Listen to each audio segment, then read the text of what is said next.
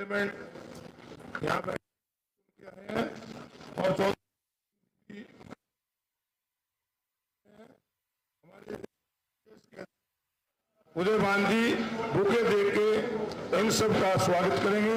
सबसे पहले चौधरी भूपेंद्र सिंह हुड्डा जी का प्रधान जी स्वागत करते हुए, उसके बाद चौधरी भूपेंद्र सिंह जी का प्रधान जी बुके दे के स्वागत करते हैं। हमारे रोहतक से मेंबर पार्लियामेंट युवा नेता भूपेंद्र हुड्डा जी का स्वागत। हमारे अंबाला से लोकसभा के सदस्य भाई वरुण चौधरी जी का प्रधान जी स्वागत करते हुए, इसके साथ ही हमारे सोनीपत के लोकसभा के सदस्य सतपाल ब्रह्मचारी जी का प्रधान जी स्वागत करते हुए, इन सब का यहाँ पर स्वागत है। और सभी जो प्रेस के साथी यहाँ आए हैं उनका भी स्वागत है। अब प्रधान जी आगे अपनी कार्रवाई शुरू करें। तो बैठ के बोलना पड़ेगा यहाँ तो फिर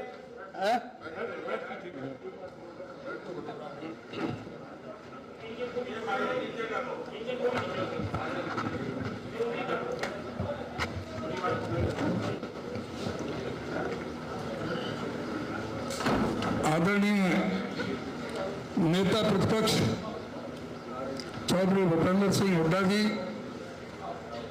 हमारे बीच में उपस्थित, बहुत ही हमारे पूर्व केंद्रीय मंत्री और वरिष्ठ नेता आदरणीय चौधरी वीरेंद्र सिंह जी, हमारे रोहतक लोकसभा से नवनिर्वाचित सांसद आदरणीय श्री दीपेंद्र हुड्डा जी, हमारे अंबाला से नवनिर्वाचित सांसद श्री वरुण चौधरी जी, हमारे सोनीपत से नवनिर्वाचित सांसद आदरणीय पंडित सतपाल ब्रह्मचारी जी, हमारे यहाँ पर उपस्थित पार्टी के सभी सम्मानित विधायकगण, पूर्व विधायकगण, हमारे फ्रंटल ऑर्गेनाइजेशन के सभी चेयरमैन साहिबान जो आज की इस मीटिंग में इनवाइटी हैं, सभी साथीगण, मेरे सभी प्रेस के, प्रिंट मीडिया और इलेक्ट्रॉनिक मीडिया के सभी सम्मानित सभी साथीगण, आज हरियाणा प्रदेश कांग्रेस कमेटी भारतीय जनता पार्टी सरकार के जो 10 साल को शासन के रहे हैं हरियाणा प्रदेश के अंदर, उसमें हरियाणा मांगे हिसाब अभियान, हरियाणा मांगे हिसाब अभियान हम शुरू करने के लिए इस सरकार की जो गलत नीतियां हैं, जो गलत कार्य हैं, उनको उजागर करने के लिए हमने आज की मीटिंग बुलाई है।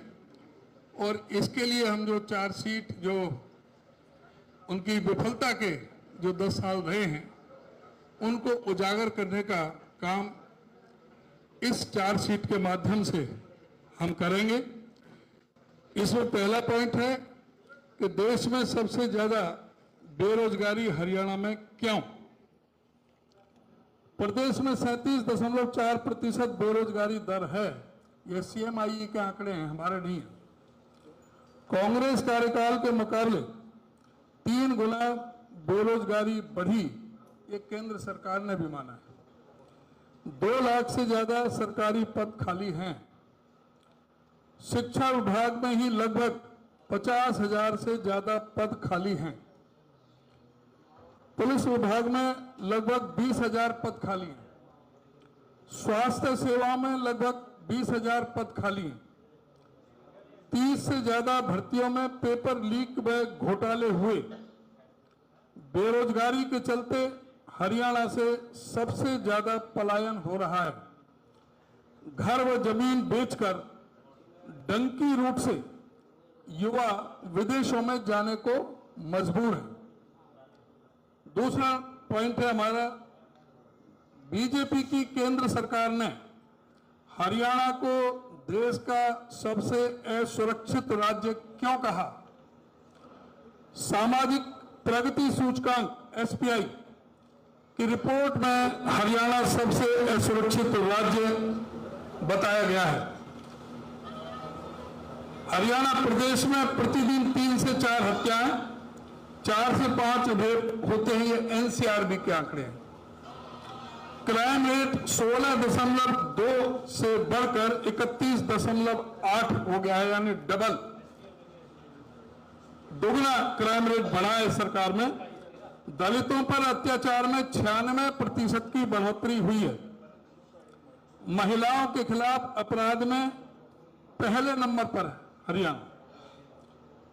प्रतिदिन 46 महिलाओं के विरुद्ध अपराध होते हैं एवरेज। 3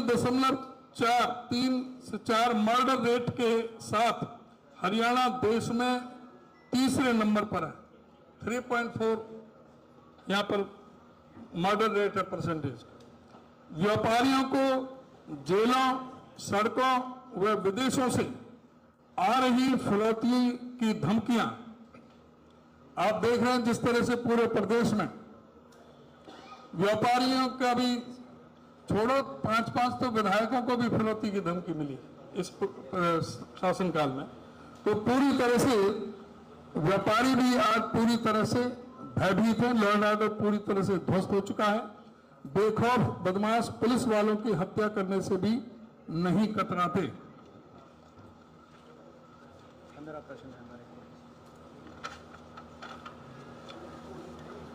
तीसरा पॉइंट है हमारा प्रश्न, घर घर तक कैसे पहुंचा नशा व ड्रग्स का काला साम्राज्य। कांग्रेस ने युवाओं को खिलाड़ी तो बीजेपी ने नशेड़ी बनाया। बीजेपी जेजेपी ने हर गांव व मोहल्ले में शराब के ठेके खोले। बीजेपी राज में हर गांव व मोहल्ले तक चिट्टा व सिंथेटिक नशा पहुंच गया। नशे की ओवरडोज से मौत के मामले में हरियाणा पंजाब से भी आगे निकला। स्कूली बच्चे भी इंजेक्शन व सूखे नशे की चपेट में आ गए हैं। चौथा पॉइंट है, देश में सर्वाधिक महंगाई हरियाणा में क्यों। देश में सबसे ज्यादा टैक्स वसूली हरियाणा में हो रही है। बीजेपी ने डीजल पर वैट को 8.9 से दोगुना बढ़ाकर 17.1 किया, जबकि चौधरी भूपेंद्र सिंह हुड्डा जब मुख्यमंत्री थे, कांग्रेस की सरकार थी, जब 8.9% था, जो अब 17.1 है। पेट्रोल डीजल 50-55 रुपए से बढ़कर 90 से 100 रुपए तक हो गया। सिलेंडर 400 से बढ़कर 1000 किया। बीजेपी ने खाद, बीज, दवाई, उपकरणों पर टैक्स लगाया। ट्यूबवेल कनेक्शन, बिजली कनेक्शन, बिजली bill, property registry, college university fees, hospital bill में कई गुना बढ़ोतरी इस सरकार के शासनकाल में हुई है। तो ये क्यों? इसकी वजह से जो महंगाई का जो सबके ऊपर जो भार पड़ रहा है। पांचवा पॉइंट है, भ्रष्टाचार के जनक व जनता के जी का जंजाल क्यों बने सरकारी पोर्टल व आईडी। परिवार पहचान पत्र में 90% व प्रॉपर्टी आईडी में 95% धांधली मिली। ये सभी बड़े बड़े अखबारों में भी आया, सारे मीडिया में भी, और सारे कांग्रेस जन विरोधी पक्ष ने हर जगह इसका धरने प्रदर्शन और हर जगह सड़क पर यह आवाज उठाई थी कि किस तरह से 1-1 किलोमीटर लंबी लाइनें लगी हुई हैं। परिवार पहचान पत्र जो है वो परमानेंट परेशानी पत्र बनकर के रह गया। मेरी फसल मेरा ब्यौरा ने किसान को एमएसपी नहीं मिलने दी। क्षतिपूर्ति पोर्टल ने किसान मजदूरों को मुआवजा नहीं मिलने दिया। फ्लॉप साबित हुई सीएम विंडो, हर पथ ऐप, ई ट्रांसफर। तमाम सरकारी पोर्टल का जरूरत के समय हो जाता है सर्वर डाउन। जब जरूरत होती है तो उस समय पोर्टल कहीं भी मिलते नहीं ढूंढे से।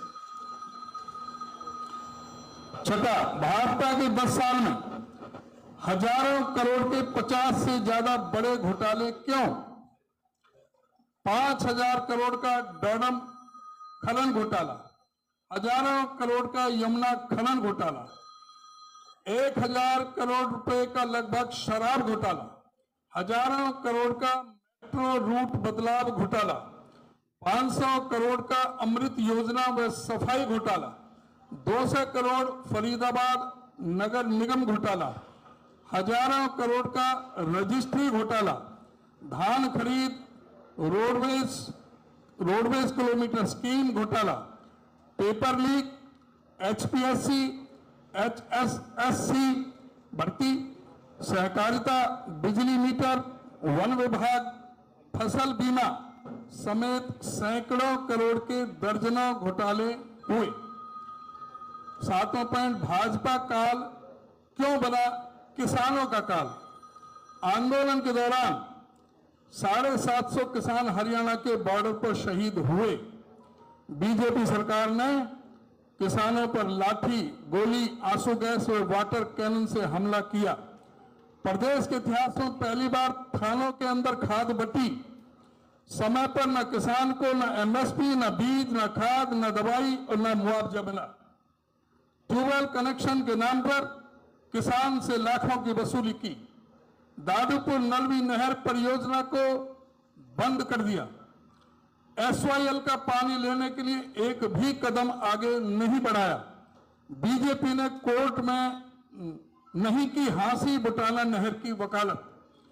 पशु बीमा को बीजेपी ने बंद कर दिया।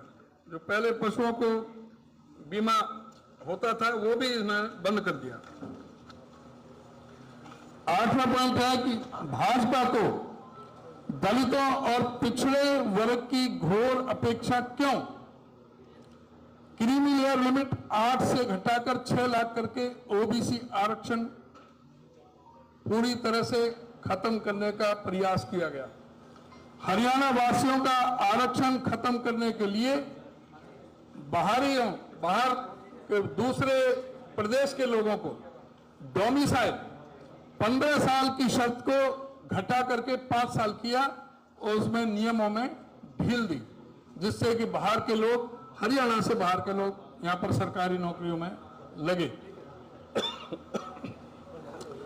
HKRM के जरिए नौकरियों में एससी ओबीसी का आरक्षण खत्म कर दिया। पक्की सरकारी नौकरियों को खत्म करके आरक्षण को खत्म किया। गरीब, भूमिहीन एससी बीसीए की 100 गज के प्लॉट की स्कीम बंद की। मुफ्त पानी कनेक्शन, टंकी और टोटी की स्कीम बंद की। गरीब एससी ओबीसी के बच्चों की छात्रवृत्ति में भी घोटाला किया। एससी ओबीसी को शिक्षा से वंचित करने के लिए लगभग 5,000 स्कूल बंद कर दिए, क्योंकि इन स्कूलों में ज्यादातर उन्हीं के बच्चे पढ़ते हैं। एससी ओबीसी को उच्च शिक्षा से वंचित करने के लिए कॉलेज और यूनिवर्सिटियों में फीस बढ़ाई गई। 9वां पॉइंट है अग्निपथ और कौशल निगम के जरिए क्यों खत्म की पक्की नौकरियां? हरियाणा से हर साल 5,000 फौजी भर्ती होते थे, अब सिर्फ 225 अग्निवीर भर्ती हो रहे हैं। अग्निवीर की कच्ची नौकरी में न पेंशन, न भत्ते, न शहीद का दर्जा। कौशल निगम में न आरक्षण, न मेरिट, न पारदर्शिता, न पद, न पदोन्नति, न पे स्केल। पढ़े लिखे युवाओं को ठेके के दिहाड़ी मजदूर बना दिया। कौशल कर्मी को मजदूर से भी कम वेतन मिलता है। सरकार जिसको मर्जी जब मर्जी नौकरी से निकाल देती है।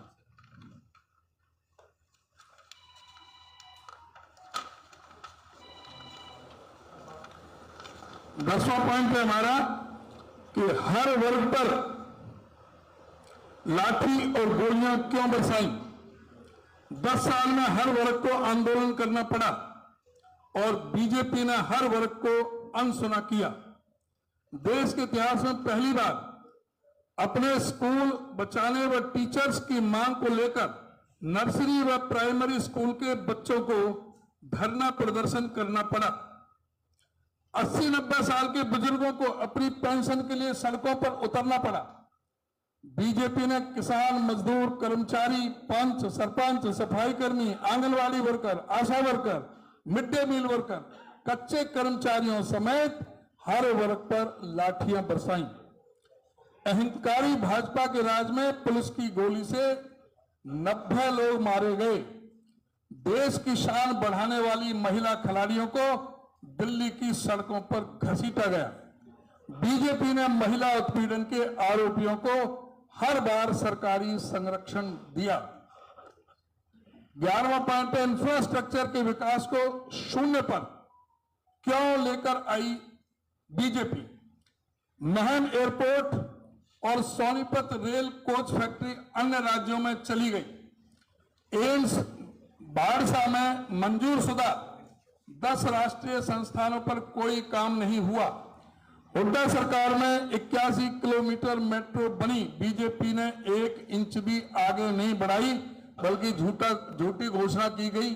फरीदाबाद से गुड़गांव मेट्रो जो 2016-26 जनवरी को मुख्यमंत्री का ट्वीट है।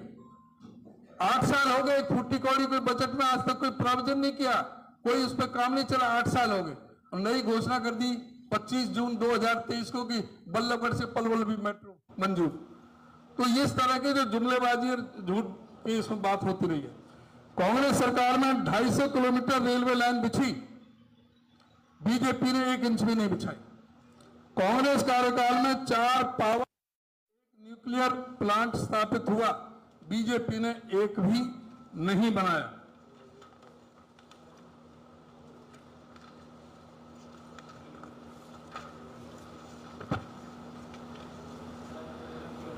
एक इसमें मैं और भी जोड़ना चाहूंगा, इसमें उद्योगों का इन्होंने एक बहुत बड़ा ड्रामा किया था। गुड़गांव लीला होटल में कोई 200 करोड़ रुपए खर्चा कर दिया, बाहर से बुलाए थे विदेशी सारे जो ना उसमें इन्वेस्टमेंट करने के लिए,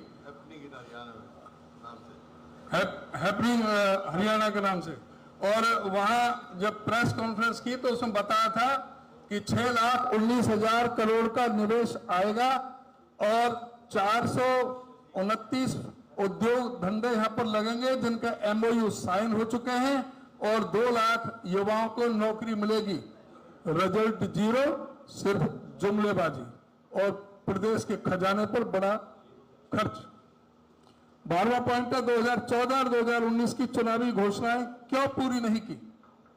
स्वामीनाथन रिपोर्ट लागू करने, किसानों की दुगनी आय, कर्मचारियों को पंजाब के समान वेतनमान देने, हर जिले में मेडिकल कॉलेज, 9,000 रुपए बेरोजगारी भत्ता, कच्चे कर्मचारियों को पक्का करने, अतिथि अध्यापकों को पक्का करने, सस्ता गैस सिलेंडर, सस्ता पेट्रोल डीजल, मुफ्त ट्यूबवेल कनेक्शन, किसानों व दुकानदारों की कर्ज माफी जैसे वायदे आज तक पूरे नहीं किए।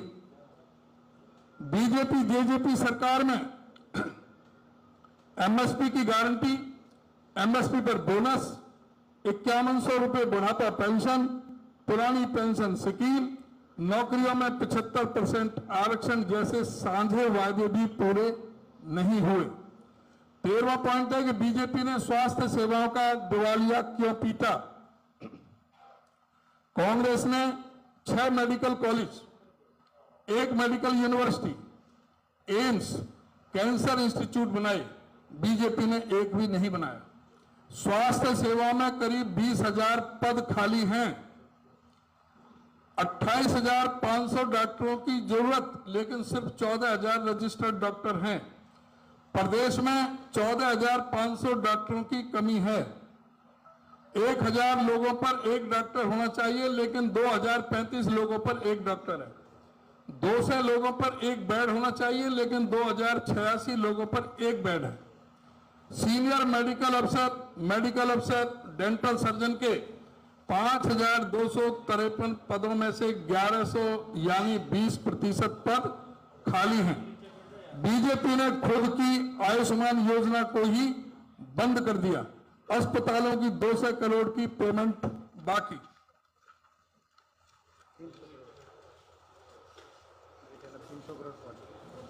तीन सौ करोड़ पहुंच गई। 300 करोड़ स्ट्राइक पे हैं सारे। प्राइवेट अस्पताल स्ट्राइक पे है, आईएमए स्ट्राइक पे, अब आयुष्मान ले नहीं रही कोई पेशेंट। 14वां पॉइंट है, बीजेपी ने प्रदेश के शिक्षा तंत्र को बर्बाद क्यों किया? कांग्रेस ने शिक्षा विभाग में 1 लाख से ज्यादा भर्तियां की, आज 50,000 पद खाली हैं।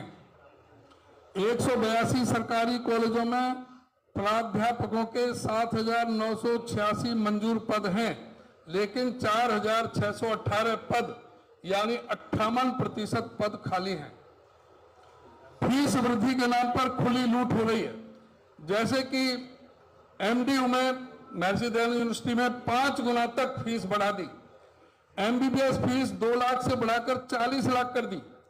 Congress IIT, IIM, IIIT, NIT, NIFTEM, SUPVA जैसे संस्थान लाई, बीजेपी एक भी नहीं बना सकी। कांग्रेस ने 12 सरकारी यूनिवर्सिटी बनाई, बीजेपी ने एक भी नहीं बनाई। कांग्रेस ने 2,623 नए स्कूल बनाए, 154 पॉलिटेक्निक, 56 आईटीआई बनाए, बीजेपी ने 5,000 सरकारी स्कूल बंद किए। पूरे 10 साल में बीजेपी ने एक भी बीटी की भर्ती नहीं की। 15वां पॉइंट है, आखिर हमारा बीजेपी ने देश की सबसे विकसित अर्थव्यवस्था को क्यों चौपट किया? प्रति व्यक्ति आय, प्रति व्यक्ति निवेश व रोजगार सृजन में नंबर 1 हरियाणा, बेरोजगारी में नंबर, निवेश में 65 बन गया। बेरोजगारी में नंबर 1 और निवेश में 65 बन गया। प्रदेश पर 6.5 गुना कर्ज बढ़कर 4.5 लाख करोड़ का कर्जा हो गया।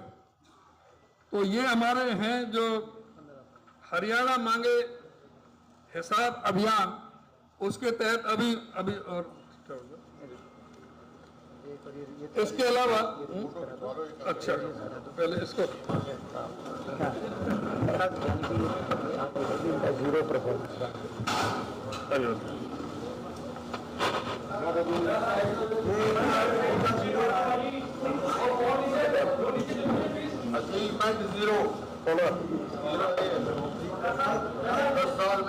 नीचे कर भट्टा कौन भी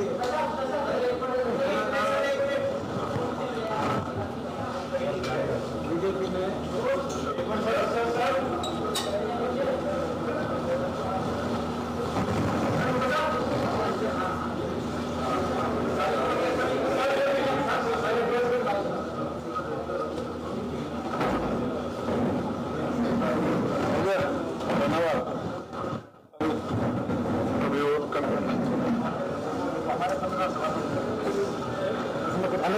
इसमें मैं ये और बताना चाहूंगा कि आज हमने ये प्रेस कॉन्फ्रेंस बुला करके हमारे जो सीनियर जो एमएलएज और कुछ जो डिपार्टमेंट प्रमुख है वो हमने बुलाए थे, लेकिन इसके अलावा अभी 14 तारीख को सोनीपत के अंदर हम सभी अपने एआईसीसी डेलीगेट, एआईसीसी के पदाधिकारी, पीसीसी डेलीगेट और जो हमारे सारे जो चाहे वो जिला प्रभारी हैं, एमएलएज हैं, एक्स एमएलएज हैं, एमपीज हैं, एक्स एमपीज हैं, एआईसीसी सेक्रेटरी हैं, या जो भी हमारे डिपार्टमेंटों के जो पदाधिकारी हैं, उन सबको ये ट्रेन करने के लिए और ये सारी चीज के बारे में हमने 14 तारीख को संडे को सोनीपत में मीटिंग बुलाई है। और 15 तारीख से जिस तरह से आपको पता है कि हमारा पहले घर घर कांग्रेस और जोड़ो अभियान के तहत हमने डोर टू डोर के कार्यक्रम सारे प्रदेश में चलाए, सारे हर बूथ पर चलाए, हर गांव में हर घर घर पहुंचने का काम किया।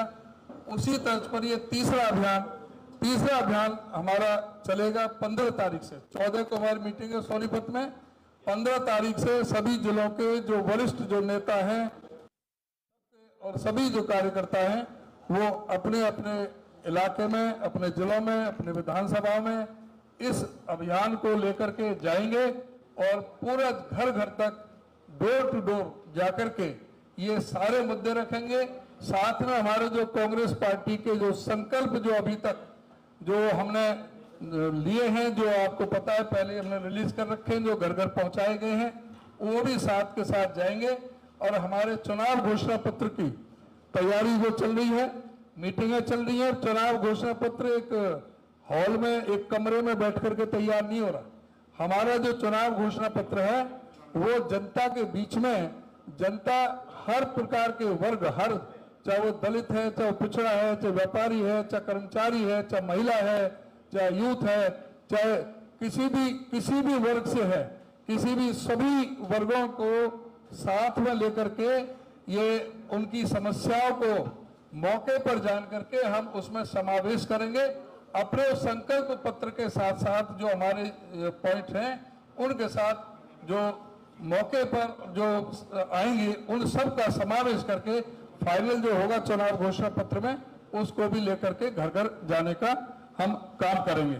और अभी हमारे मेरे और हुड्डा साहब के ईसीसी और सीएलपी के प्रोग्राम हमारे सारे चल रहे थे। अभी कुछ जिले हमारे रह रहे हैं, कल हमारा फतेहाबाद है, परसों हिसार है, उसके बाद जो है अभी हमारा जो धन्यवाद जो कार्यक्रम अभी बता रहा हूँ, अभी जो कार्यक्रम जो अभी है हमारे पीसीसी और सीएलपी के 26 जुलाई को सिरसा में शुक्रवार को, 26 जुलाई को सिरसा में शुक्रवार को, 27 जुलाई को रेवाड़ी में अभी जो बच रहे थे, और फिर 28 जुलाई को गुरु दक्ष प्रजापति महाराज जयंती है हिसार में, तो उसके चेयरमैन है रामनिवास घोड़ेला XMLA।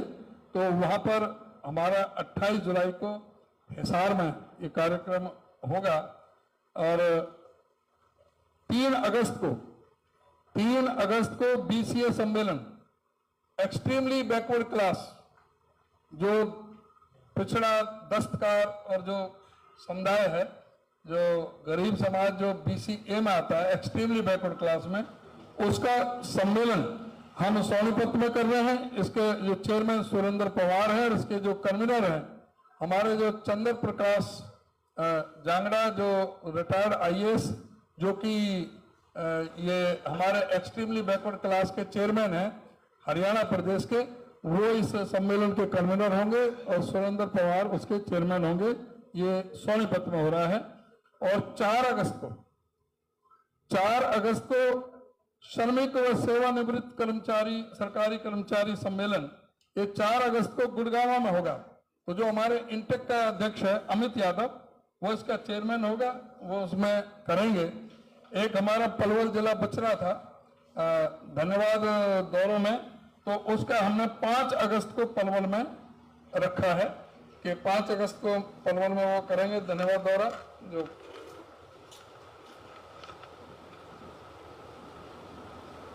9 अगस्त को एक्स सर्विसमैन जो पोस्ट है, जो भूतपूर्व सैनिक है, उनका हम 9 अगस्त 2024 को करेंगे। इसके चेयरमैन रावदान सिंह हैं और इसके जो कन्वीनर हैं हमारे जो ऑल इंडिया कांग्रेस कमेटी जो एक्स सर्विसमैन सेल के जो चेयरमैन हैं, चेयरपर्सन कर्नल रोहित चौधरी, वो इसके कन्वीनर होंगे। ये जगह अभी बताएंगे, शायद गुड़गांव में इसको रखेंगे। इसके थोड़ा कोई चेंज होगा तो उसे बता देंगे जगह का। 8वां हमारा SC सम्मेलन, जो दलित सम्मेलन है अनुसूचित जाति का, वो 10 अगस्त को शनिवार को कुरुक्षेत्र में होगा। इसके चेयरमैन श्री वरुण बुलाना, जो मेंबर पार्लियामेंट है अंबाला से, इसके वो चेयरमैन होंगे। और जो मनोज बागड़ी जो चेयरपर्सन है SC डिपार्टमेंट के, वो इसके कन्वीनर होंगे। को कन्वीनर प्रोफेसर महेश कुमार हैं। तो ये इस SC जो डिपार्टमेंट का ये SC सम्मेलन होगा कुरुक्षेत्र में। इसके बाद व्यापारी सम्मेलन है हमारा 11 अगस्त का। इसके चेयरमैन बनाए हैं बजरंग दास गर्ग और इसके कन्वीनर हैं लखन सिंगला, जो व्यापार मंडल के हमारे अध्यक्ष हैं प्रदेश के, वो इसके कन्वीनर हैं। और महिला सम्मेलन 16 अगस्त को पंचकुला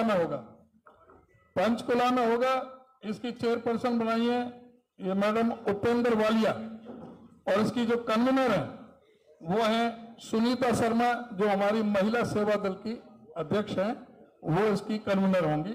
ये यहाँ पर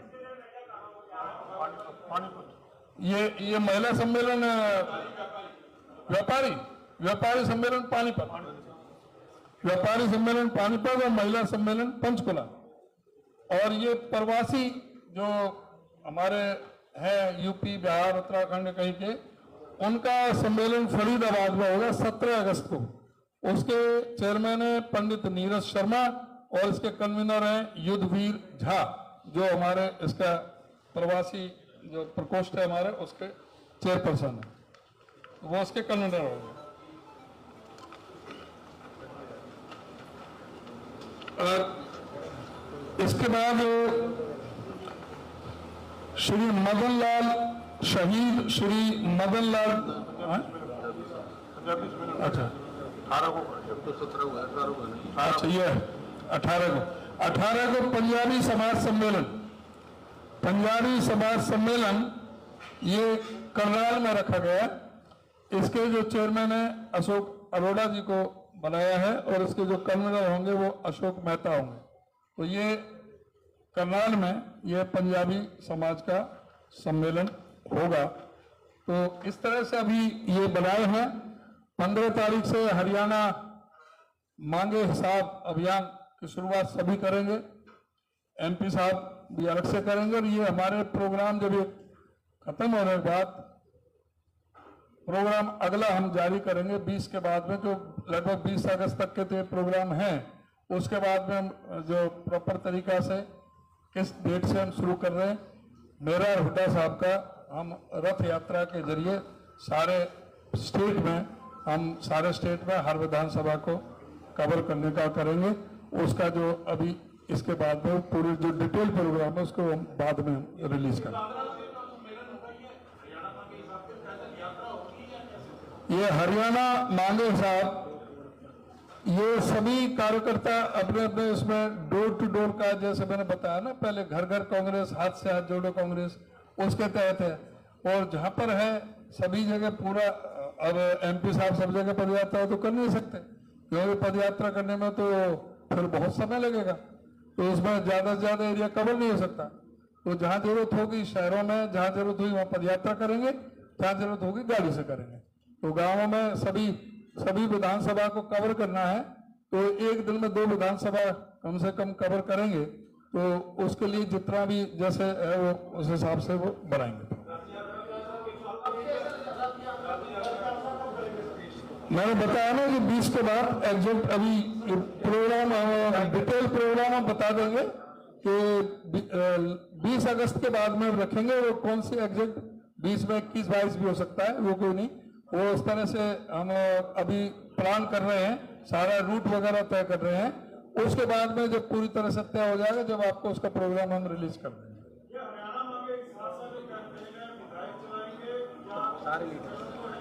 सभी, मैंने कहा कि सभी लीडर, सीनियर भी, और इसीलिए 14 तारीख को सभी को बुला रहे हैं। 14 तारीख को सभी को बुला रहे हैं और सभी लीडर, एमएलए भी, एमपी भी, हमारे एआईसीसी के हों चाहे उनकी सबकी होगी, जिस अपनी सुविधा के अनुसार जो जहां जहां जैसे समय दे सकता है, सारे उसमें प्रदेश में चलेगा। सारे वर्कर हैं, हमारे जिला प्रभारी हैं, जो अपने विधानसभा के प्रभारी हैं और पार्लियामेंट प्रभारी, सबके उसमें संगठन से जैसे पूरी तरह से संगठित होकर के, जैसे पहले 2 शानदार ढंग से जो कार्यक्रम हुए हरियाणा में, उसी तरह से जैसे हाथ से हाथ जोड़ो और घर घर कांग्रेस का, उसी तरह से ये अभियान भी चलेगा।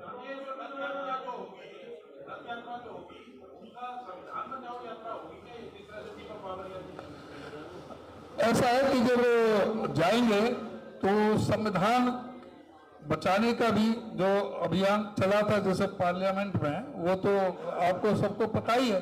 कोई संविधान के बारे में ये सबको पता है, वो तो अभी भी उस चीज को, इसको हरियाणा मांगे हिसाब में हम जाएंगे, लोगों से चर्चा करेंगे, तो वो बात नहीं होगी।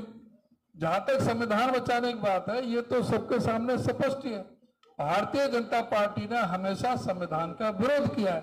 ये वो पार्टी है जब 26 नवंबर 1949 को भारत का संविधान जब अडॉप्ट किया था, तभी भी आरएसएस ने, उस समय की जनसंघ ने, इन्होंने विरोध किया था। 30 नवंबर 1949 को ऑर्गेनाइजर में इन्होंने बड़ा लेख लिखा अपने जो संपादकीय में, और उसमें इन्होंने पूरा संविधान का कि हम इस संविधान को नहीं मानते, जो डॉक्टर अम्बेडकर ने संविधान ये दिया, जो संविधान समिति जो बनी है, इससे हम सहमत नहीं हैं। और उन्होंने 79 शहरों में रैलियां की। 11 दिसंबर 1949 को राष्ट्रीय स्तर की रैली में रामलीला मैदान में डॉक्टर भीमराव अंबेडकर के पुत्र और भारत के संविधान की प्रतियां जलाने का काम आरएसएस ने और बीजेपी, जो आज की बीजेपी है, इन्होंने करने का काम किया। ये वही लोग हैं जो संविधान की समीक्षा करके भागवत ने जो है वहां बिहार में दिया। तो ये सबको पता है क्या 2 अप्रैल 2018 को क्या हुआ। आज इनके जो एमपी किस तरह से बार बार 400 कह रहे थे, हमें 400 सीटें चाहिए जिससे संविधान को बदल सके। इनकी ये मंशा ही संविधान के हमेशा खिलाफ रही है। ये चीज तो हम रखेंगे और आगे भी लेके जाएंगे।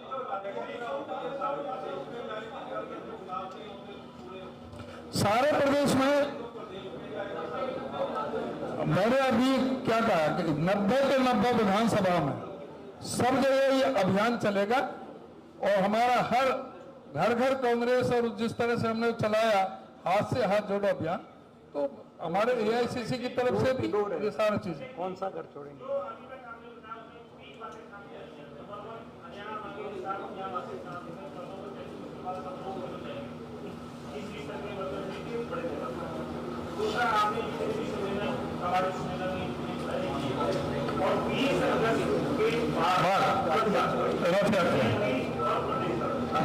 इसलिए कोई नेता यात्रा निकालनी पड़ती है। 15 तारीख से एमपी साहब अपना शुरू करेंगे, इसी अभियान के तहत अपने शुरुआत करेंगे। सभी अपनी अपनी जगह से सारे करेंगे।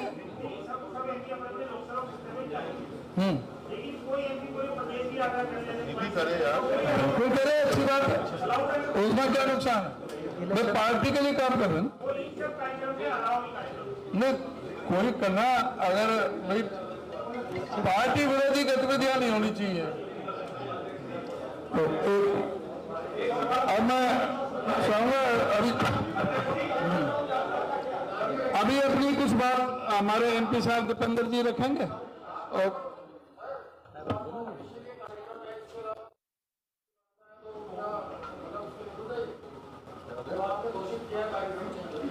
ये कार्यक्रम घोषित किया है ना, तो जो भी जाएगा वो भी तो इस कार्यक्रम को ही लेके जाएगा ना, जहां भी जाएगा पार्टी का काम करेगा। जब सारे नेताओं की, जब सारे नेता हैं तो उसमें सभी आ गए।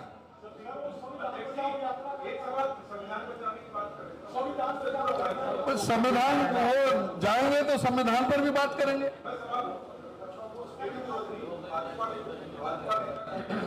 क्वेश्चन बाद में एक बात है, क्वेश्चन थोड़ा बाद में ले लेंगे, अभी जरा थोड़ी सी बात करें और आपके हर बात का जवाब देके जाएंगे।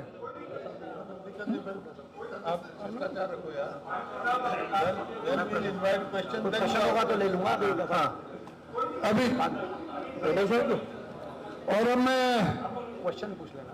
एक बात चौधरी बलविंदर सिंह जी, मैं चाहूंगा हमारे प्रदेश के वरिष्ठ नेता हैं चौधरी बलविंदर सिंह, पूर्व केंद्रीय मंत्री, बड़ा लंबा तजर्बा है, 42 साल कांग्रेस का है, 10 साल बीजेपी में भी रखा है। उनका जो मार्गदर्शन हमेशा बहुत ही बेहतर उनका रहा है। तो वो भी अपने कुछ विचार रखेंगे, उसके बाद हुड्डा साहब, और फिर उसके बाद आपसे सवाल लेंगे। मार्गदर्शक बन चुके हैं और ये बनने वाले मार्गदर्शक तो मिल गया। ये फोकस साहब ने दिया है वीरेंद्र, ठीक है।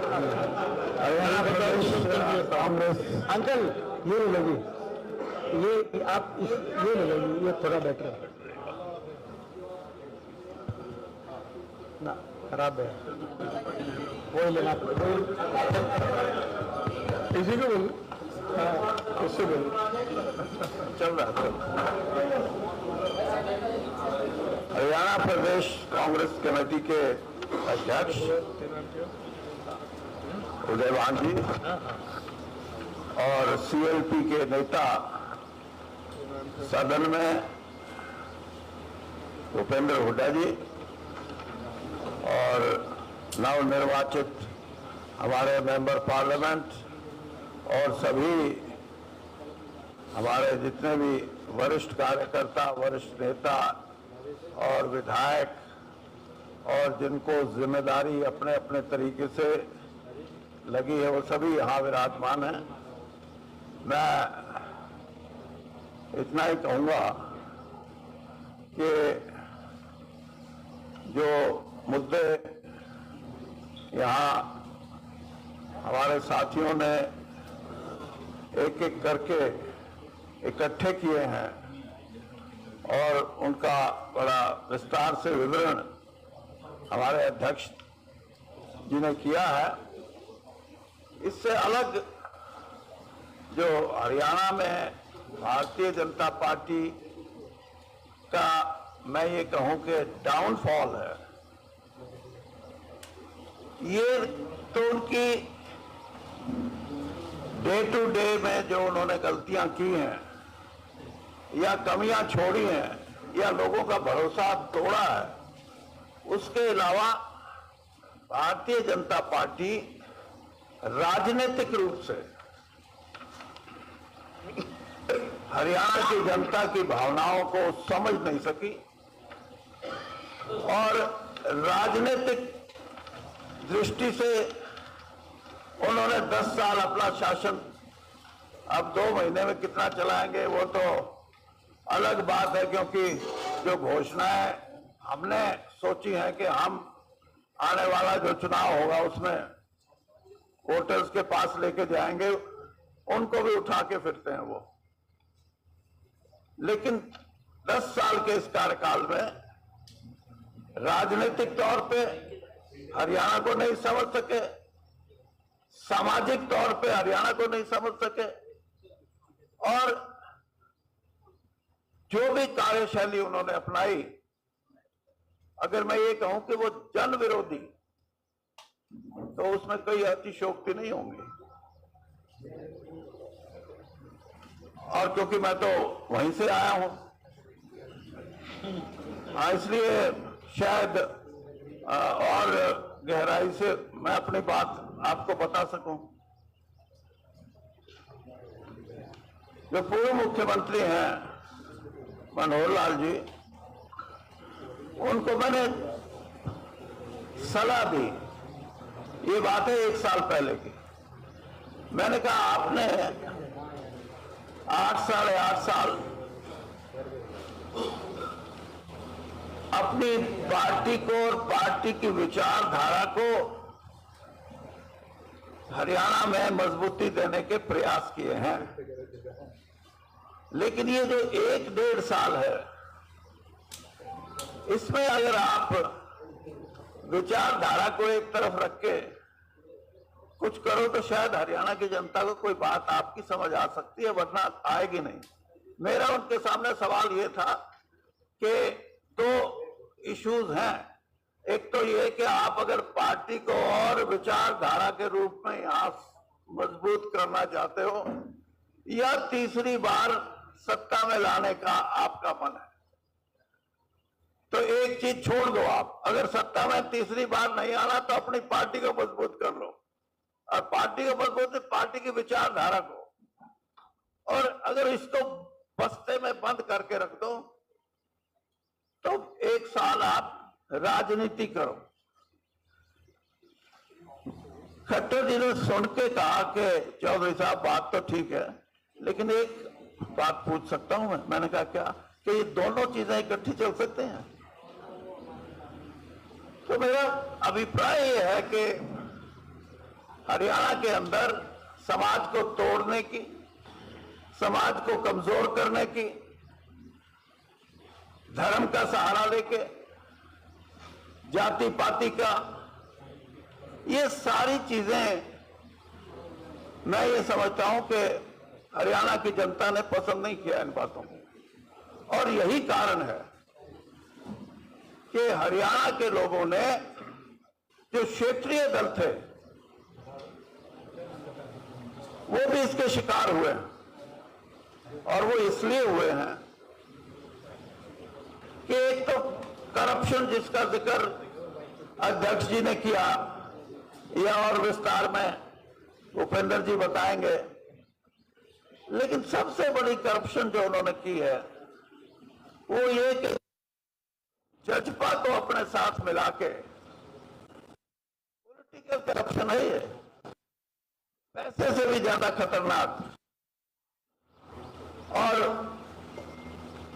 जजपा ने तो पॉलिटिकल करप्शन के साथ दूसरी करप्शन में भी बढ़ चढ़ के हिस्सा लिया। और भारतीय जनता पार्टी ने और भारतीय जनता पार्टी की सरकार ने उसको मौन स्वीकृति भी दी है। और यही नहीं, करप्शन, भ्रष्टाचार के अनेक ऐसे विषय हैं जिसमें बड़ी सफाई से कमेटी बना दीजिए, पकड़ा तो गया है, दोष तो होंगे, लेकिन कमेटी रिपोर्ट देगी। साहब जो बनाते हो रिपोर्ट किसी की नहीं आती। किसी रिपोर्ट की, और कोई आ भी गई गलती से रिपोर्ट, तो उसको भी दरकार करके और कहा कि इसको इसका अध्यक्ष नहीं, अब ये दूसरा काम सौंप दो। कुछ ऐसी राजनीतिक सोच जिसमें करप्शन करके भी शर्म ना आए, ये सिर्फ मैंने भारतीय जनता देखा है। और क्योंकि नजदीक से देखा, इसलिए मैं ये कहूं कि देने वाले को तो शायद शर्म आती है और लेने वाले को कोई शर्म नहीं आती। तो आज हरियाणा में दोनों बातें कर रहा हूं, दोनों पॉलिटिकल भी, दूसरी भी। हाँ, नहीं, ये जो जमुना पार फेंकने की बात थी, ये पैसे वाली थी। फिर क्यों नहीं, राजनीतिक बात। आप सीनियर जर्नलिस्ट हो यार। सीनियर भी है और जिद्दी भी है, दोनों बात है। तो मैं जो सोचता हूं, हरियाणा की जनता आज के दिन, मेरी अपनी असेसमेंट है ये, और असेसमेंट ये नहीं है कि मैं मार्गदर्शक के रूप में बता रहा हूं, एक्टिव पॉलिटिक्स।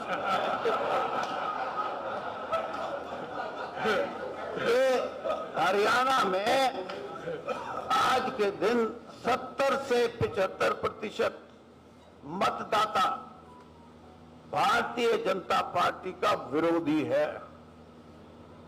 अब वो वोट 70-75% के बीच में हमें देता है, तो उसके लिए हमारे को संगठित रूप में एक मुहिम, जिसका जिक्र इन्होंने भी किया और जो आपने भी पूछा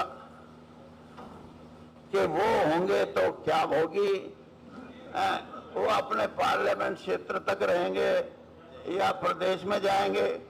मैं ये कहता हूं जितने भी लंबी छलांग जो भी लगा सके लगानी चाहिए, ताकि मतदाता का विश्वास जो वहां टूटा है, हम उसकी बहाली अपने साथ जोड़ के करें। और ये प्रयास हमारा पार्लियामेंट में सफल रहा, और सफलता का राज भी यह है कि जो प्रयास उन्होंने जाति पाति को सहारा बना के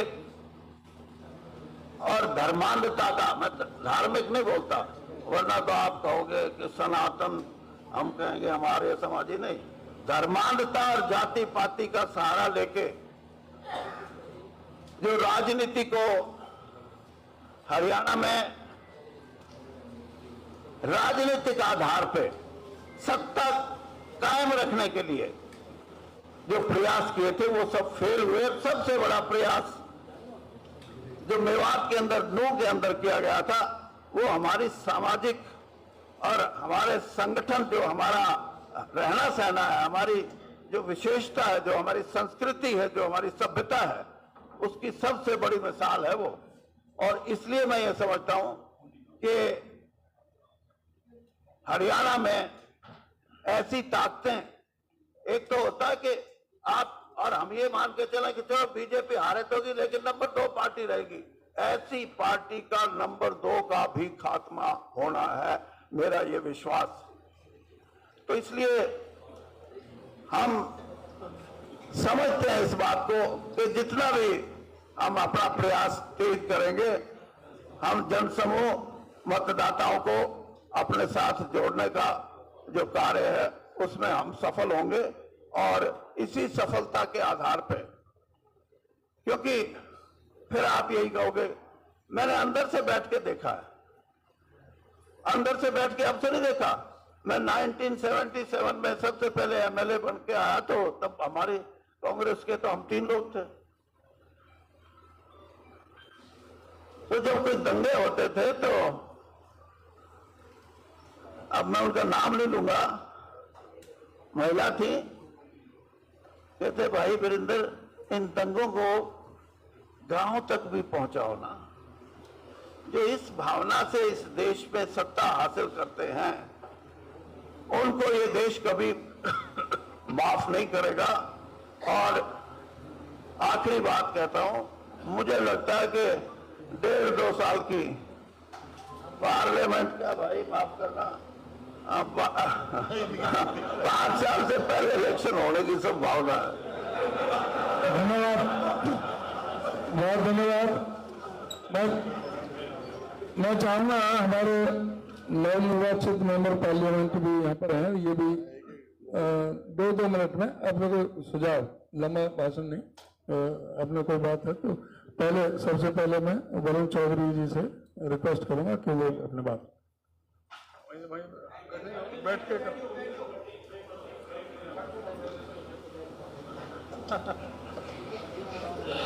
आदरणीय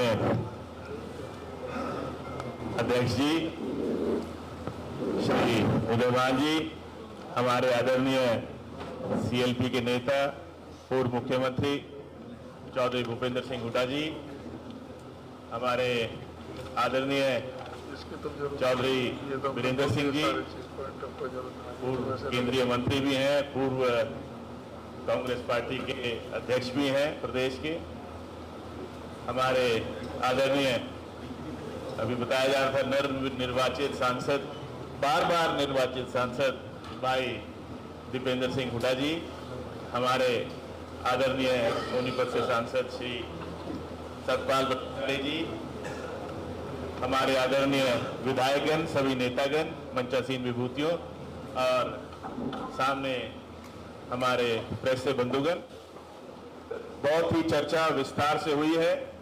हरियाणा मांगे हिसाब, हम सब संकल्पित हैं कि आने वाली सरकार कांग्रेस पार्टी की बने, क्योंकि यही वो सरकार होती है कांग्रेस पार्टी की जो 36 बिरादरी को साथ लेके चलती है, सबकी सुनती है। इस भाजपा की तरह नहीं कि जो सामने आए उसी को लाठी मारो। कितने समय आपने देखा कोई संघर्षरत रहे, चाहे हमारे किसान रहे, चाहे कर्मचारी रहे, चाहे व्यापारी रहे, चाहे गरीब रहे, किसी की सुनवाई ही नहीं करी। और अब जब चुनाव आ गया तो अब इनको याद आता है कि पहले कौन सा स्टे लगा हुआ था, पहले कौन सा स्टे लगा हुआ था कि ये किसी की सुनवाई नहीं करते थे, आज क्यों याद आ रहे हैं। और जैसे अभी बताया गया चौधरी वीरेंद्र सिंह जी के द्वारा कि क्यों मुद्दों पर नहीं रहते भाजपा के लोग, धर्म के नाम पर, जाति के नाम पर बांटने की बात होती, कभी जोड़ने की बात नहीं होती, मुद्दों पर बात नहीं होती। अभी आपने बसों का ही देखा, अभी पिंजौर में हादसा हुआ, 5300 हमारी सैंक्शन स्ट्रेंथ है बसों की आज, और बसें कितनी है सड़कों पर, 3100। तो वो ओवरलोड चलेंगी कि नहीं चलेंगी, इसके जिम्मेदार कौन है? वो गरीब बेचारे ड्राइवर कंडक्टर को सस्पेंड कर रहे हो, भाई सरकार सस्पेंड होनी चाहिए ना। बसें किसने नहीं खरीदी? किसकी गलती है? सड़कें टूटी पड़ी हैं। प्रदीप चौधरी जी से मेरी बात हुई, वो मौके पे गए। बैलेंस कैसे नहीं खराब होगा? महिलाओं के लिए ये गुलाबी रंग की बसें खरीदी गई, पर उसमें आज भी आप देखेंगे महिलाओं को बैठने की जगह नहीं मिलती। किसी की तो सुनवाई कर लेते। लेकिन आज हम सब, हरियाणा का हर वासी संकल्पित है कि पूर्ण प्रयास रहेगा कि एक भी सीट भारतीय जनता पार्टी को नहीं मिलनी चाहिए उनकी गलत नीतियों के कारण। आपका बहुत बहुत धन्यवाद।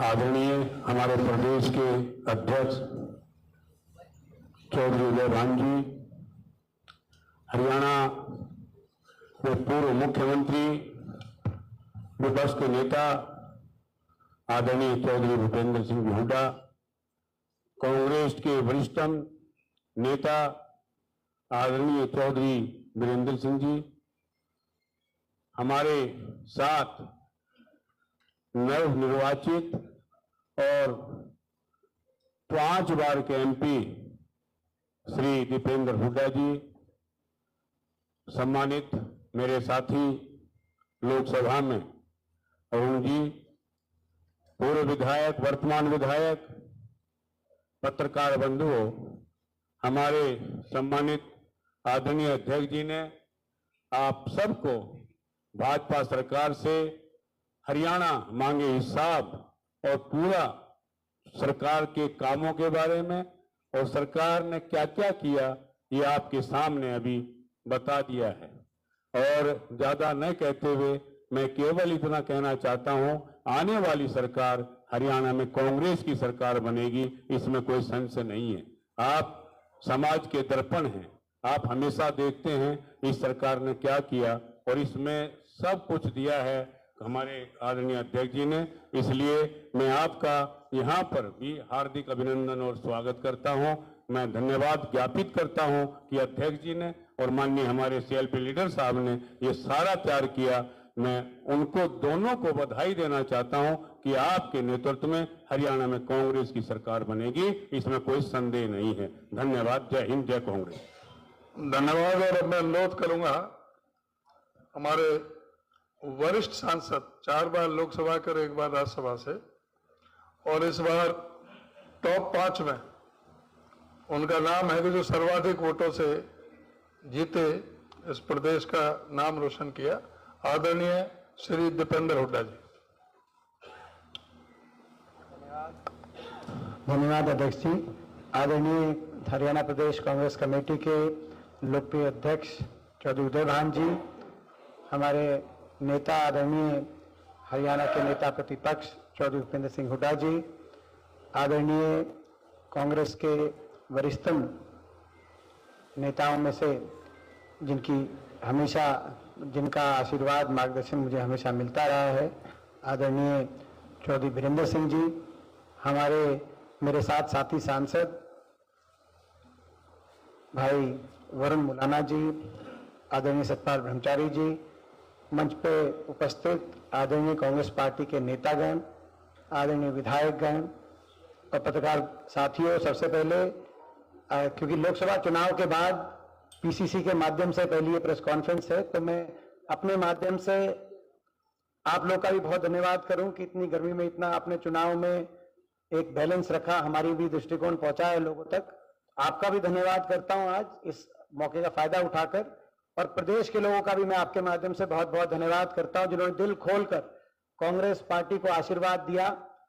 जैसा कि आपको पता है कि इस चुनाव में न सिर्फ हम 5 सांसद जीत के आए हैं प्रदेश से, लेकिन हमारा वोट प्रतिशत इंडिया गठबंधन को मिलने वाला या विपक्ष को मिलने वाला, देश में 28 राज्यों में सबसे ज्यादा वोट प्रतिशत कहीं मिला है। तो वो जैसे उत्तर बनाम दक्षिण की बात भाजपा करती थी, तो दक्षिण के तमिलनाडु, केरल या कर्नाटक, तेलंगाना में नहीं, वो दिल्ली के 3 तरफ बसे।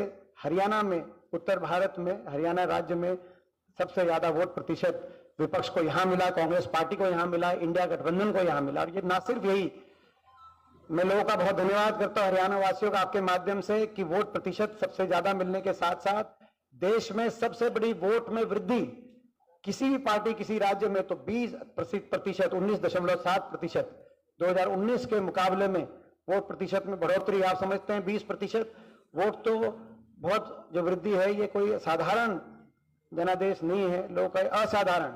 तो सबसे ज्यादा वृद्धि भी है हमारे हुई हरियाणा में कांग्रेस के वोट प्रतिशत में।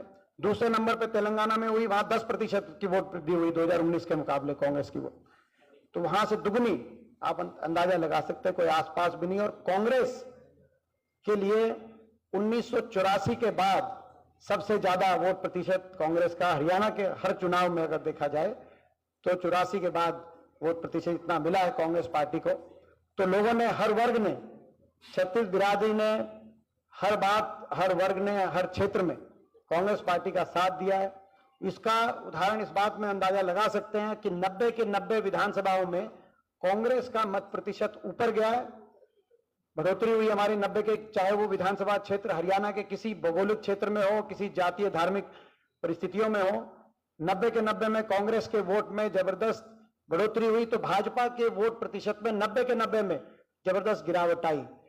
तो स्पष्ट रूप से हरियाणा वासियों ने एक संदेश दिया है कि हरियाणा वासी बदलाव चाहते हैं हरियाणा में, और ना सिर्फ केंद्र सरकार के परफॉर्मेंस से निराश है, लेकिन जो प्रदेश सरकार है उसको भी नकार चुके हैं।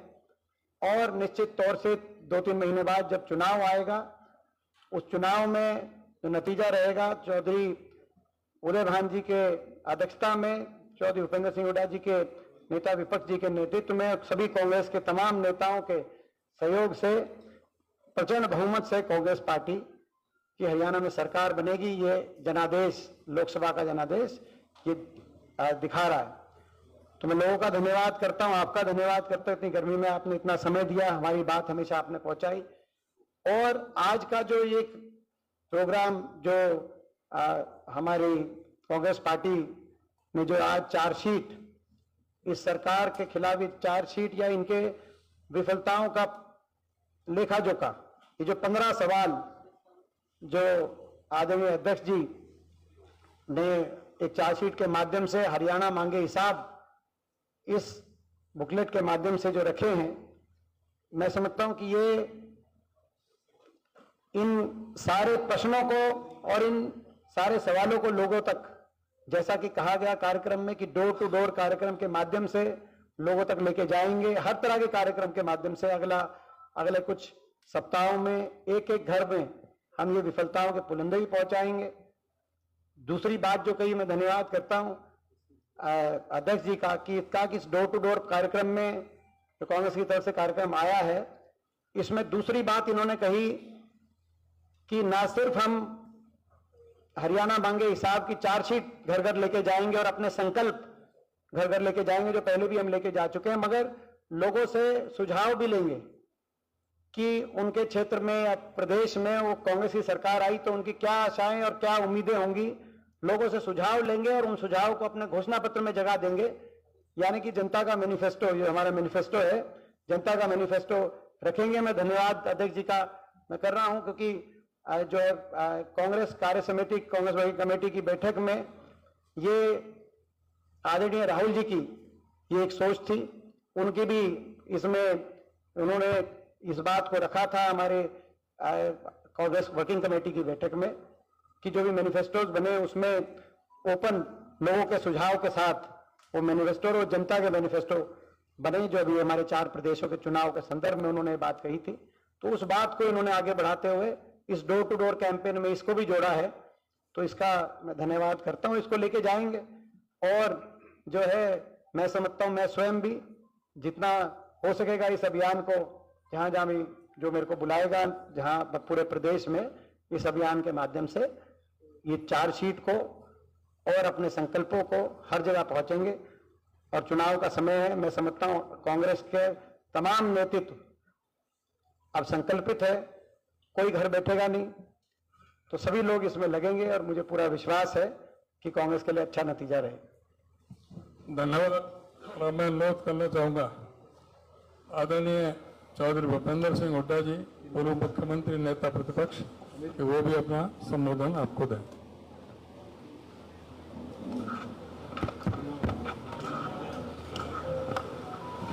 हरियाणा प्रदेश कांग्रेस कमेटी के अध्यक्ष माननीय चौधरी देवान जी और यहाँ पर उपस्थित पूर्व कांग्रेस पार्टी के अध्यक्ष वरिष्ठ नेता मेरे बड़े भाई वीरेंद्र सिंह जी और नवनिर्वाचित सांसदगण, मेरे साथी विधायकगण, पूर्व विधायकगण और जो इंचार्ज साहिबान बुलाए हैं आज इस कार्यक्रम को आगे बढ़ाने के लिए, सभी साथीगण, उपस्थित मेरे पत्रकार बंधुओं, साथी, बातें सारा कार्यक्रम बता दिया।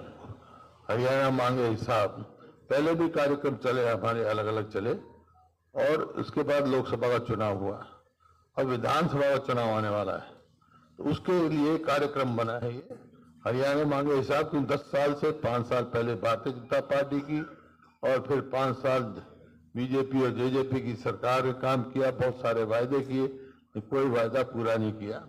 ये 15 बातें हैं, लेकिन इनके अलावा और भी बहुत बातें हैं जो आगे आगे आपको पब्लिक से आती रहेगी। लेकिन इस कार्यक्रम का मकसद जो है, 3 मकसद हैं। एक तो इस सरकार की विफलताएं घर घर तक पहुंचाने के लिए, दूसरा उनके विचार जानने के लिए, भाई क्या उनकी हमारी उम्मीद है कांग्रेस पार्टी से जो हम मैनिफेस्टो, तीसरा जो संकल्प लिए हैं हमने, जो ऑलरेडी अनाउंस किए हैं, वो भी घर घर तक पहुंचाएं कि भाई, क्योंकि ये सवाल जरूर पूछेंगे लोग कि भाई ठीक है, इनने तो हरियाणा को पिछाड़ दिया, जो प्रदेश प्रति व्यक्ति आए, प्रति व्यक्ति निवेश में, नौकरी देने में, कानून व्यवस्था में, खेल खिलाड़ियों में नंबर 1 था, आज बेरोजगारी में, महंगाई में, अपराध में, आज दिवाला पीटने के काबिल हो गया, फाइनेंशियल पोजीशन में प्रदेश पिछाड़ दिया। लेकिन कांग्रेस की सरकार बनेगी तो आप क्या करेंगे, सवाल पूछेंगे जब हमारे साथी जाएंगे। तो संकल्प जो हम बता चुके, मोटे मोटे 5, 6, 8 पहले आपको दे चुके हैं, वो संकल्प लेके जाएंगे, उनके विचार लेके जाएंगे और जो फिर वो देंगे फिर उनको मैनिफेस्टो में डालने का करेंगे, जो भी वो मुनासिब होगा। ये कार्यक्रम है और सभी लेवल के साथी इन्वॉल्व होंगे इसमें, और उसी के लिए 14 तारीख है सोनीपत में, 14 तारीख को सोनीपत में चाहे पीसीसी के मेंबर हो, चाहे एआईसीसी के मेंबर हो, विधायक हैं, पूर्व विधायक हैं, जो भी कांग्रेस से जुड़े हुए हैं, हर लेवल के कार्यकर्ताओं को, चाहे वो काउंसलर हैं, चाहे सरपंच है, चाहे उसके सबके सभी को जो इस कार्यक्रम में इन्वॉल्व करेंगे, उनको बाकायदा ये चीज हम देंगे और वो घर घर जाएंगे। तो मैं को लगता है कि ये कार्यक्रम बहुत कामयाब होगा और लोकसभा के इलेक्शन में जो संकेत आए, जो नतीजे से, वो साफ है कि हरियाणा की 36 बरादरी ये फैसला कर चुकी है कि आने वाली सरकार कांग्रेस पार्टी की बनानी है। इसमें कोई शक और गुंजाइश, चाहे वोट परसेंटेज लगा लो, चाहे जैसे बताया 90 के 90 हल्कों में बीजेपी की वोटें कम हुई है और 10 की 10 पार्लियामेंट्री उसमें नहीं हुआ होगा जो हरियाणा में हुआ है। वोट शेयर में भी सबसे ज्यादा हम पीछे तमिलनाडु है, फिर कर्नाटक है, तो ये इस हिसाब से जो आया है, तो ये एक संकेत साफ हरियाणा की जनता ने दिए हैं और हम पूरा प्रयास करेंगे, सारे सब पार्टी मिलके होके, जो उनकी हमारे से अपेक्षाएं हैं, जो आशाएं हैं, उन पर हम खरा उतरे। और जो, लेकिन इसमें 2005 का देखो आप, 2009 का देखो, हमारा घोषणा पत्र उठा के देख लो आप, कोई भी बिंदु ऐसा बाकी नहीं जो हमने पूरा नहीं किया हो। 2014 का देख लो, 2019 का देख लो, कोई भी पूरा नहीं किया। जैसे चर्चा की पॉलिटिकल करप्शन, और करप्शन तो ये है ही इसमें, पॉलिटिकल करप्शन, जब 2019 में एक दूसरे को, एक कह रहा था यमुना पार करो, एक कह रहा इनको कुछ करो, तो एक कह रहा 75 पार, एक कह रहा यमुना पार। लेकिन जब स्वार्थ में दोनों हो गए, बन गए यार। कोई स्वार्थ की यारी थी ये, कोई जनहित की यारी नहीं थी, हरियाणा के हित की यारी नहीं थी। और वो साबित भी हो गया जब चुनाव के 6 महीने किस्सा ये पार्टी आज एक दूसरे पर कैसे लांछन लगाए जा रहे हैं। ये मैंने पहले दिन कहा था, आपको याद होगा जब ये गठबंधन बना, पहला इन्होंने कहा था कि हम कॉमन मिनिमम प्रोग्राम बनाएंगे। उसका चेयरमैन बनाया था किसको? अनिल विज जी को। कोई मीटिंग ही नहीं हुई, क्योंकि था ही नहीं इनका कोई नीतिगत आधार ही नहीं था इनको कोरा, कोई नीतियों में कोई तो इस वास्ते उसी टाइम मैंने कहा था गठबंधन खुद टूट जाया करते, याद होगा आपको। तो वही हुआ, साबित हो गया कि सिर्फ ये तो लूट का गठबंधन था। तो लूट का गठबंधन जो है वो हो गया। लोग इस बात को समझ चुके, चाहे अब ये धर्म का करे चाहे जाति पाति करे, कुछ नहीं, सब समझ चुके हैं। सिर्फ वोट लेने के हथियार हैं इनके, जनहित के नहीं है। क्योंकि जगह पोर्टल है, हम आप असेंबली में उठाते रहे हम, भाई ये पोर्टल खराब है, ये जन विरोधी है आपके, तो ये पूरे जोर शोर से डिफेंड करते रहे। नहीं ये तो बहुत अच्छा है, अब क्यों ये बता रहे हैं, क्यों 90% इनमें कमी आ रही है, किसी में 96% कमी आ रही है। अगर पोर्टल हर चीज पे गए पोर्टल, तो अगर पोर्टल इतनी चीज अच्छी है तो मेरे समझ में नहीं आता ये जो इलेक्शन आ गया, इलेक्शन ही पोर्टल पे मांग रहे, वोट ही पोर्टल पे मांगे, क्यों नहीं मांगते पोर्टल पे वोट है? हाँ, पोर्टल का आधार बना के वोट मांगे, पता लग जाएगा इनको। तो परिस्थिति यही है। आज ये जो हमारा नया कार्यक्रम अनाउंस हुआ है, ये मैं समझता हूँ बहुत कामयाब होगा और हरियाणा के लोगों की जो उम्मीदें हैं उन पर खरा उतरेगा और आने वाली सरकार कांग्रेस पार्टी की बनेगी। बहुत बहुत धन्यवाद। बहुत धन्यवाद। अब प्रश्न सवाल और एक साथी एक सवाल, और जिससे पूछना है उससे पूछ लो, और जिससे पूछना है उससे पूछ लो। आ जाओ। आईएनएलडी और बीएसपी का गठबंधन हुआ है, इस गठबंधन को आप किस तरह? देखिए, मैं पार्लियामेंट के चुनाव में भी बात कही थी, विधानसभा में भी ये बात है, और जो मैंने कहा वो सिद्ध हुआ कि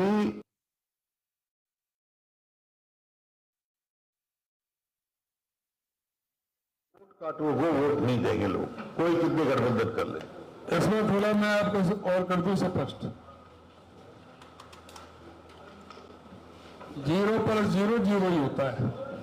वोट काटो हो गई। जो बीएसपी को वोट परसेंट था 1.28% और इनेलो का था 1.74, टोटल हो गया 3.02। जमानत बचाने के लिए भी 1/6 चाहिए 17%। इसलिए BSP plus INLD is equal to सुपड़ा साफ। नहीं, ये मैं बताया बीच में कोई नहीं है, वोट काट होंगे कोई जगह नहीं है हरियाणा में, और लोग संकट दे चुके हैं। कांग्रेस छत्तीसगढ़ कांग्रेस की वो बनाएंगे। हाँ, आपने कहा कि भाजपा दूसरे नंबर पर जा रही है, तो कांग्रेस का किससे मुकाबला है और दूसरे नंबर पर किस पार्टी का मुकाबला है? मेरी बात अगर समझो तो अप्रिशिएट करो। नहीं, एक मिनट मैं समझाना चाहता हूँ ना आपको। बटन दबा हुआ है,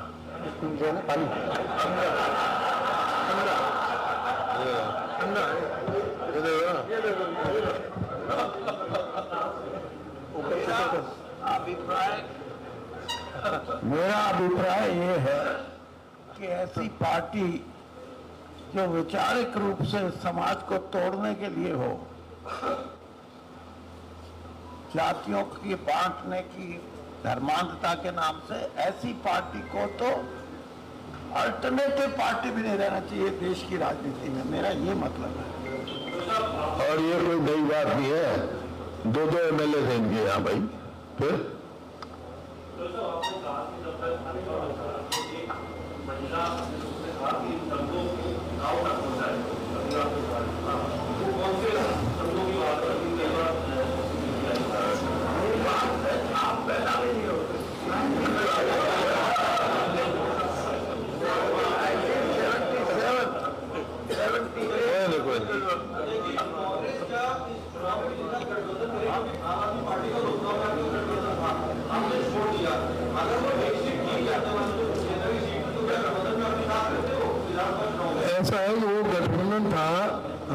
राष्ट्रीय स्तर पर आज भी है।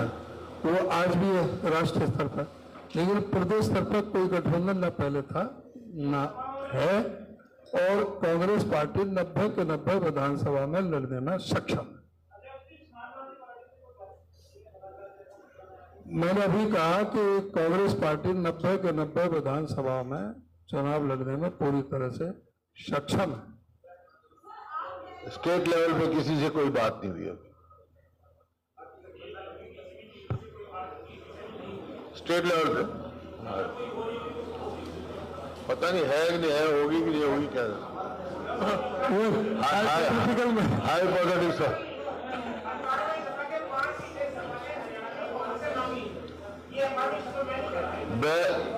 मैं जो कह रहा हूं, स्टेट लेवल पे किसी नेता की किसी से बात नहीं हुई।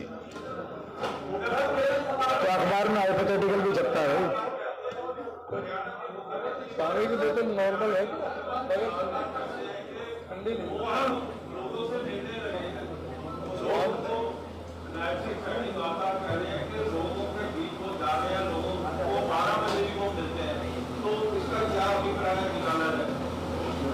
इसका अभिप्राय है, इसका मतलब पहले नहीं मिलते होंगे, 10 साल में मिले हुए हैं।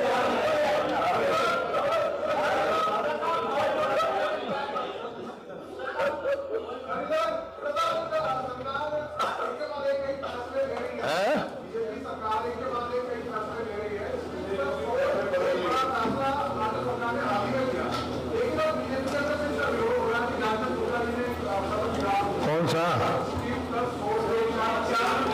देखो, उसका पिछली बार भी आप लोगों ने सवाल मेरे से पूछा था, और मैंने जो पिछली बार जवाब दिया था वो याद ही है।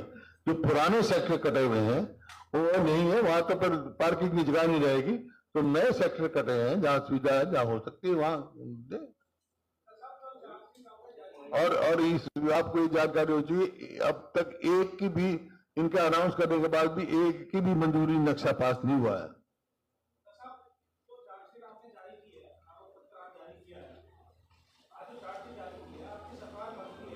चार्जशीट नहीं, सवाल पूछे उनसे। हाँ, ये है कि इनका जवाब मांगा उनसे। हरियाणा मांगे जवाब, आपको भी मांगना चाहिए पत्रकारों को। हाँ, खाना भी काम कर रखा है। हाँ हाँ हाँ, एक मिनट प्लीज। हाँ, थोड़ा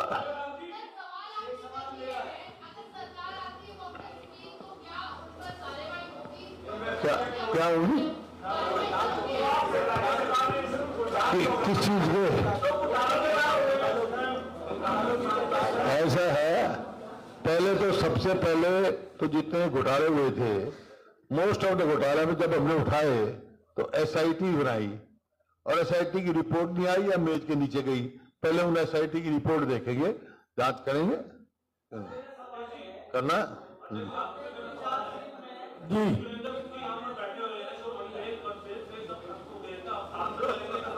किसके मनभेद थे?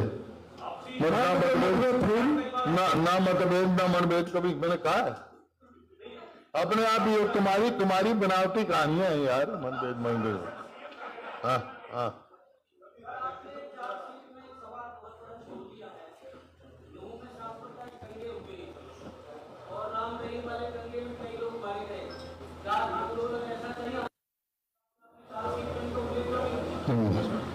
क्या हो गया उसका? क्या हो गया? उसने बताया ना कि गंगा में ये है, गंगा में 90 लोग ऐसा है, जान गई है। आप ये देखोगे तो मैंने कहा था 90 लोग मरे हैं हमारे, 90 लोग। हरियाणा से लेकर 2014 तक पुलिस फायरिंग में 90 नहीं मरे होंगे, जो 14 से लेकर अब तक पुलिस फायरिंग में मर चुके। वो है, डिटेल में है, असुरक्षित राज्य वाले उसमें। ये नहीं छपका है, अभी जो बांट देते अभी आया नहीं, आगे हो तो भी बढ़ जाएगा। ये क्या कारण है कि 42 एक्स MLA, एक्स MP और MP कांग्रेस को ज्वाइन कर चुके? पूछा बीजेपी वालों से आपने? ये उनका कोई निजी कारण होगा।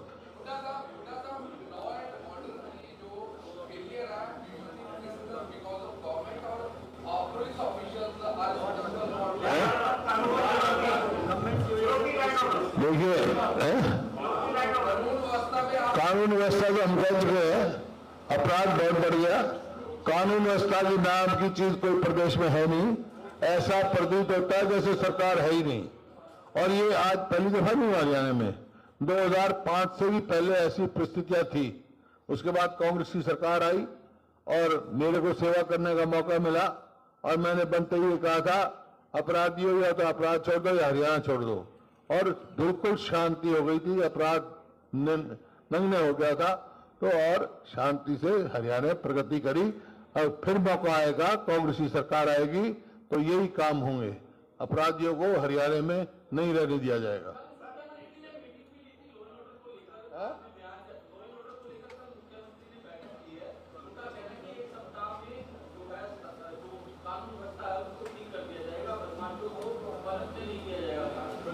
अरे कल आंसू में हुआ था ना मर्डर, और आज सोनीपत पानीपत में हुआ है, कल का पता नहीं।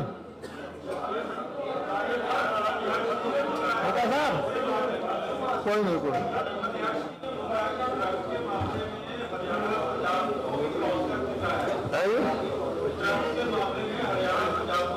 यही तो कहा है दक्षिण ने, यही तो है। ऐसा क्यों है?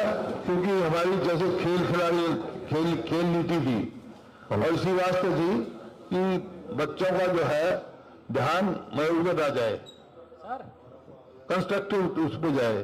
कोई नीति नहीं रही उनकी। गांव-गांव में हमने स्टेडियम बनाए, लोग सुबह सुबह बच्चे दौड़ लगाते थे, अपने कंपटीशन में वो है ही नहीं। तो इस वास्ते अब कोई मेंटेनेंस नहीं उनकी, कोई नीति नहीं, कोई ऐसा जो यंगस्टर्स हैं, जो जवान बच्चे हैं, उनके लिए भविष्य की कोई आगे उम्मीद हो, ऐसी कोई नीति नहीं इनकी। एक मिनट हाँ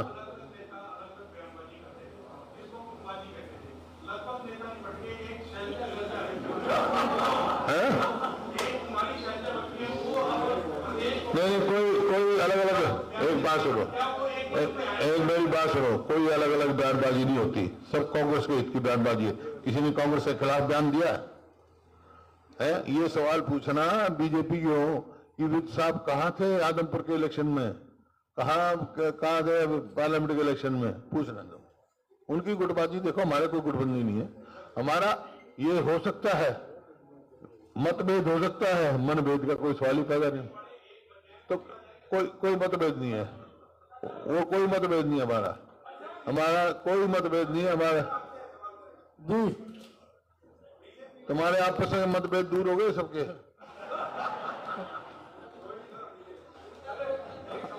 आप पूछिए।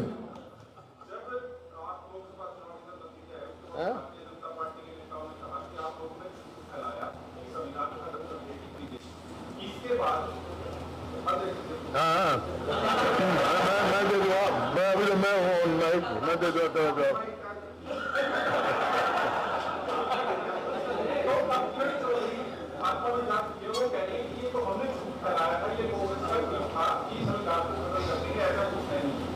ऐसा है, हमने भी कहा, बीजेपी की जो एमपी के उम्मीदवार थे उन्होंने कहा 400 सीट चाहिए हमारे को, संविधान बदलना है, वहां से उठी थी ये बात। तो भाई बाकी अध्यक्ष जी ने तफसील में पहले अपने उसमें बता चुके हैं इस बात के। संविधान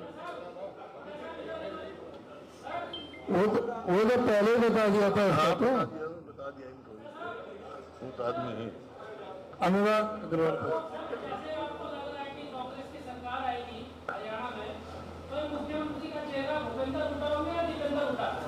मुख्यमंत्री का चेहरा मैं बताया भाई, कोई भी हो जाएगा, तू एमएलए का इलेक्शन लड़ ली, तू बन जाएगा।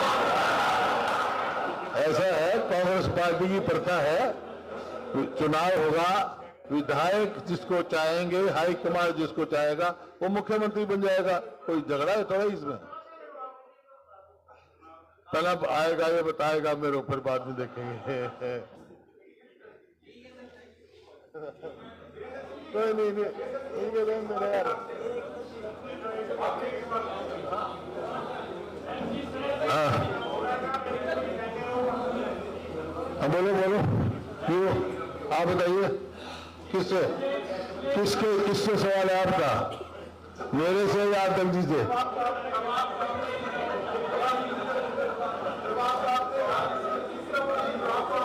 ना हाँ